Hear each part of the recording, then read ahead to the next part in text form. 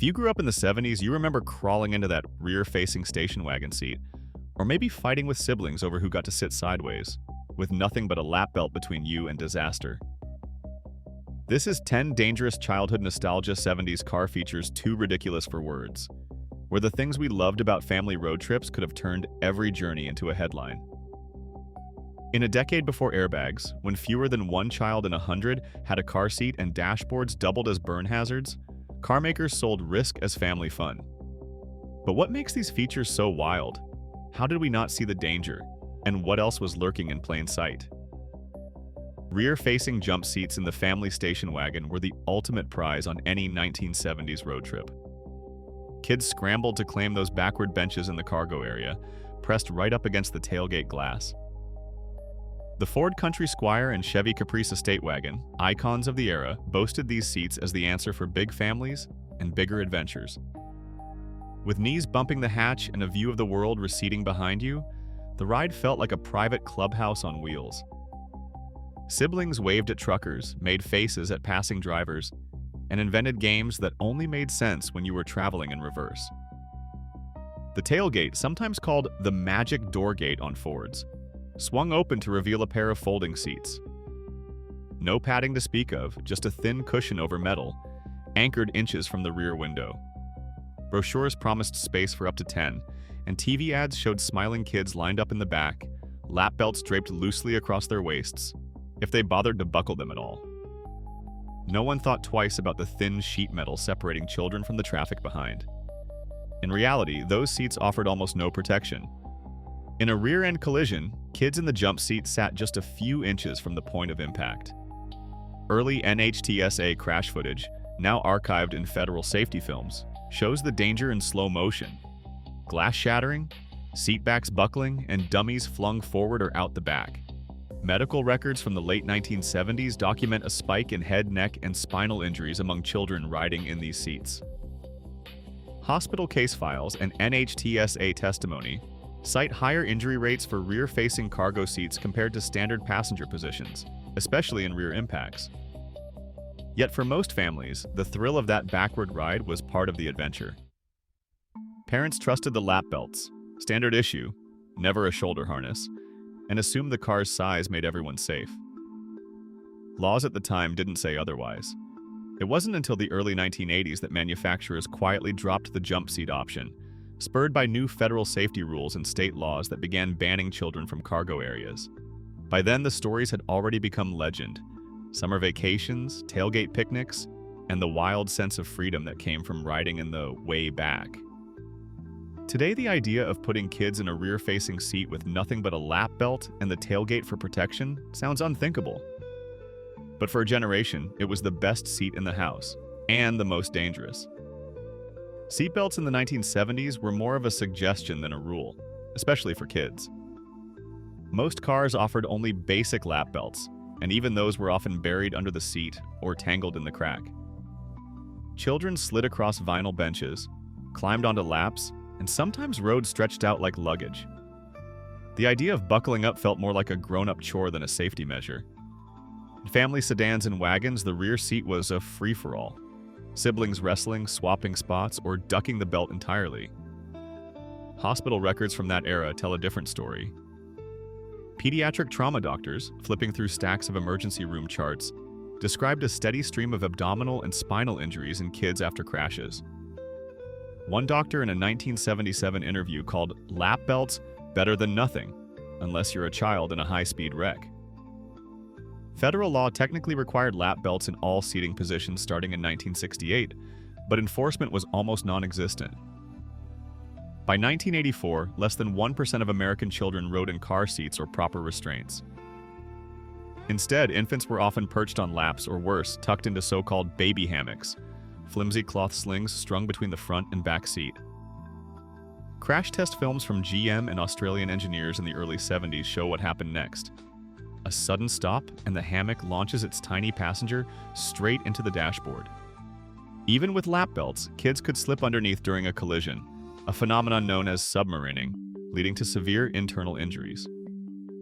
Automakers argued that lap belts were safe enough, resisting calls for shoulder harnesses in the back seat. The big three, GM, Ford, and Chrysler, lobbied hard against tougher standards, claiming new requirements would be too expensive.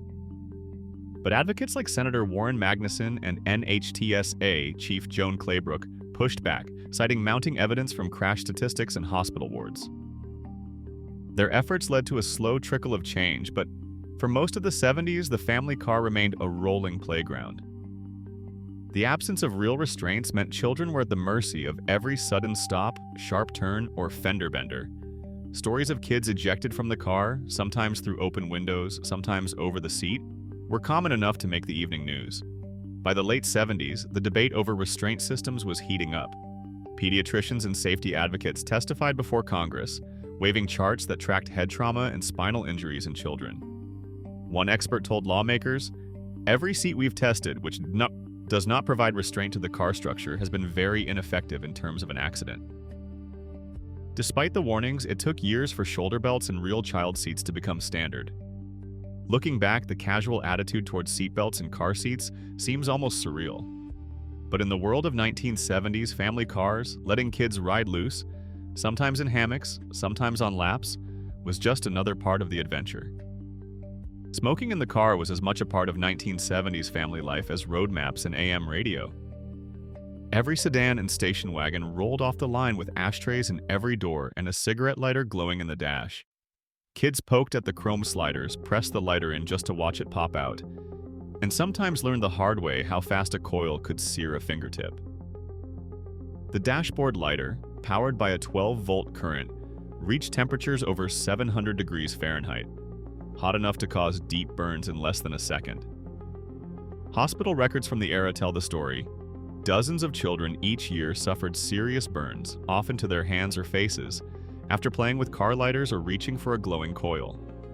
The Consumer Product Safety Commission tracked annual fatalities tied to in-car fires and burns, with many cases involving children igniting clothing or upholstery, especially with the rise of synthetic fabrics in car interiors. Automakers treated these features as a mark of luxury and convenience.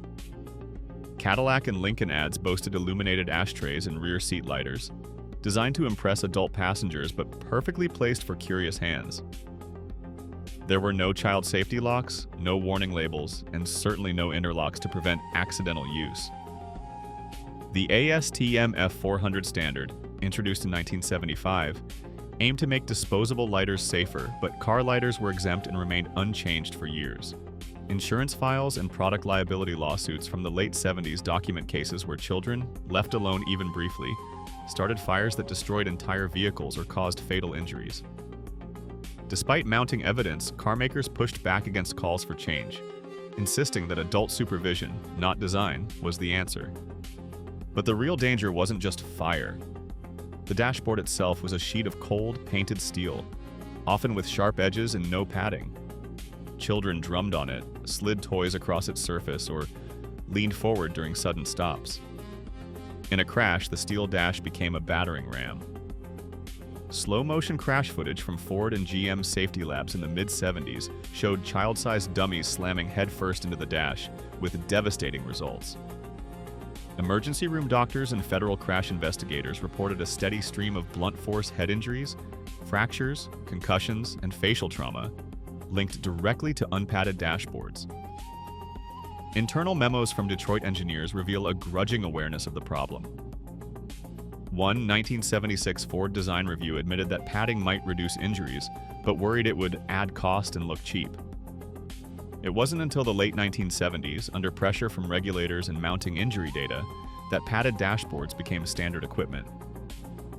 Consumer safety advocates and CPSC spokespeople sounded the alarm, publishing case photos and pushing for public service announcements. Yet for much of the decade, the family car remained a minefield of hidden hazards. Burns from the lighter, bruises from the dash, and a culture that trusted style and convenience over safety. Today, the idea of a child playing with a live cigarette lighter or riding inches from a steel dashboard seems absurd. But in the 70s, it was just another part of growing up on the American road. In the 1970s, American cars wore glass headlamps like badges of progress. Designers spoke of their futuristic clarity, touting the sharp lines and glossy brochures. But the very feature that caught the eye also carried a hidden risk. Unlike windshields, which were laminated to prevent shattering, these headlamps broke into jagged shards with even minor impacts. A low-speed collision could send glass flying across the hood, sometimes slicing through thin metal seams and into the cabin. Consumer complaint archives from the late 1970s are filled with reports of drivers and passengers, often children, suffering deep cuts after a headlamp shattered. Hospital records from the era describe lacerations severe enough to require stitches, and in some cases, surgery. The hazard lingered for years as automakers hesitated to change.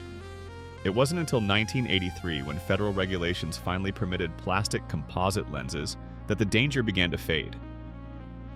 Plastic headlamps flexed and absorbed impact, quietly ending a decade-long hazard that had left its mark on hundreds of families. While glass headlamps posed a threat up front, another risk waited in the back: the side-facing seat. Station wagons and vans, eager to maximize capacity, often featured benches along the sidewalls or flip-up jump seats in the cargo area. The Dodge Sportsman and Ford Club wagon promoted these sideways seats as ideal for big families and carpools. Children found them exciting: a new perspective, more legroom, the freedom to sprawl on long drives. Yet the novelty hid a serious flaw. In a side collision, passengers on these seats had little protection. Lap belts, if present, did little to restrain the body, and the sideways orientation left heads and hips exposed to direct impact. NHTSA. Technical reports from 1981 documented the consequences. Side seat occupants suffered hip fractures, rib injuries, and severe whiplash at much higher rates than those in forward-facing seats. Crash investigators noted that children were especially vulnerable, with medical records showing a rise in spinal and abdominal trauma from side impacts. Consumer complaints from the late 1970s echo these findings. Parents wrote to automakers about children injured in accidents, only to be told the seats met all current standards. By the end of the decade, mounting evidence forced automakers to quietly phase out side-facing seats, and federal guidance effectively banned them in new models by the late 1980s. Both the fragile glass headlamp and the sideways seat sprang from a style-over-safety mindset. Designers insisted families wanted futuristic looks and flexible interiors, not ugly plastic or overbuilt safety features. But complaint files, hospital statistics, and NHTSA bulletins told another story. For every family that admired the look or loved the extra seat, many more paid the price in cuts, bruises, and broken bones. Today, the thought of a child sitting sideways in the back of a moving car or glass headlamps shattering inches away seems almost surreal. Yet for a generation, these hazards were as ordinary as the Sunday drive. Neck support in the back seat was almost non-existent in 1970s family cars. Rear headrests, now a basic safety feature, were reserved for luxury models or simply left out altogether. Most children napped against cold glass or curled up on the bench, their heads unprotected if a car was hit from behind. Orthopedic specialists in the late 1970s, paging through hospital records, began to notice a pattern. Whiplash and neck trauma spiked in rear-end collisions, especially for kids.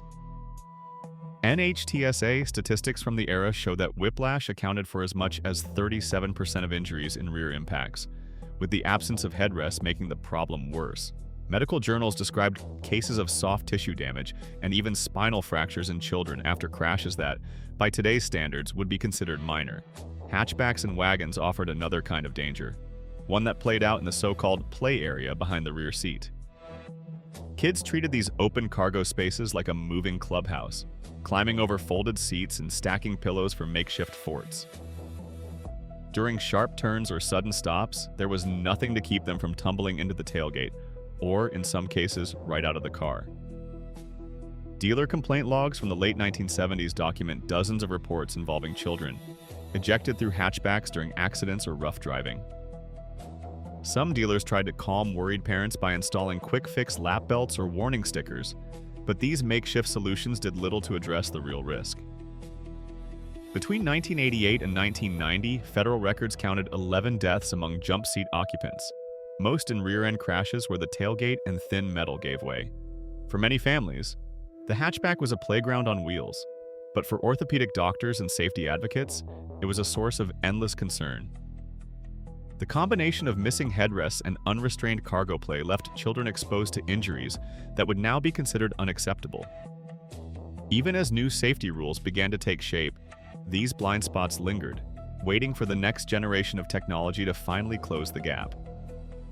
Airbags were the ghost in the machine of 1970s family cars, rumored, tested, but nowhere to be found on the dealer lot.